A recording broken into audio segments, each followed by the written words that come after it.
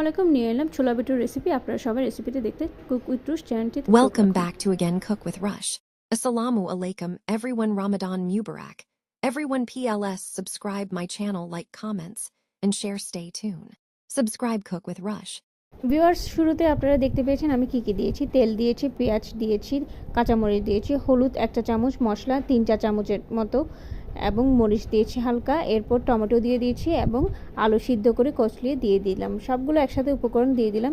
আমি তেল সয়াবিন তেল ও সরষের তেল মিলে 1 টেবিল চামচের মতো দিয়েছি। আপনারা চাইলে সয়াবিন তেলও দিতে পারেন। এর মধ্যে এবং দিয়ে দিলাম পরিমাণ মতো লবণ এবং দিয়ে দিলাম পানি দেওয়ার পর একটু কষিয়ে নিব।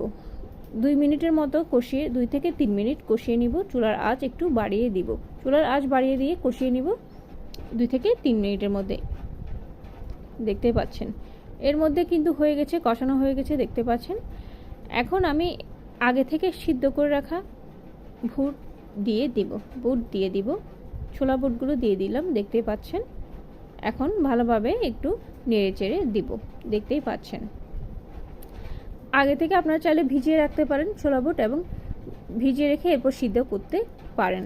আমিও সিদ্ধ করে রেখেছি। যাই হোক, নেড়ে চেড়ে দিলাম। এখন 7 থেকে 8 মিনিট চুলায় বসিয়ে রাখবো। চুলা মিডিয়াম আঁচ করে দিলাম।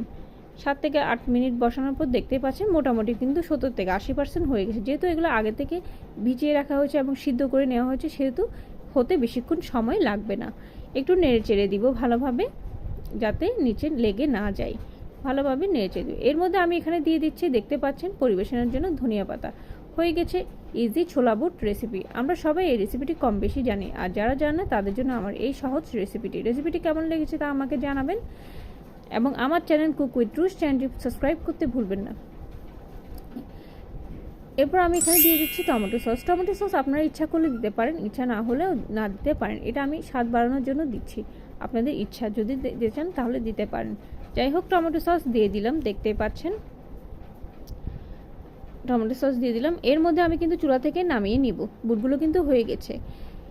এখন আমি লেবুর টুকরো কেটে দিয়ে দিলাম। আপনারা আপনাদের পছন্দ মতো সাইজ অনুযায়ী কেটে দিতে পারেন। এর মধ্যে আমি দিয়ে দিচ্ছি শসা, তাও কেটে টুকরো টুকরো করে নিলাম, অর্থাৎ গোল করে নিলাম। আপনারা আপনাদের পছন্দ মতো সালাদগুলো বানিয়ে নিতে পারেন। এরপর গাজরও গোল গোল করে দিয়ে দিলাম, দেখতেই পাচ্ছেন। এখন আমি এখানে দিয়ে দিব 3টা কাঁচামরিচ। আপনারা আপনাদের পছন্দ মতো দিতে পারেন। পরিবেশনের জন্য আমি 3টা কাঁচামরিচও দিয়ে দিলাম। যাক, হয়ে গেল ইজি ছোলা বুট রেসিপিটি কেমন লেগেছে তা আপনারা আমাকে জানাবেন, এবং আমার চ্যানেল কুক উইথ রুশ চ্যানেল সাবস্ক্রাইব